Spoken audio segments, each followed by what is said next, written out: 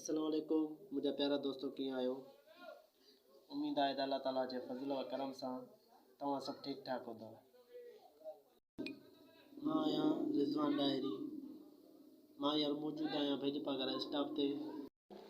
छॾे वेंदो सभु को जॾहिं वेंदो साह, छॾे वेंदो सभु को जॾहिं वेंदो साह, न रहंदी संगत न रहंदो चाह, अहिड़ी पोख काहे जेका कमु अचे क़यामत।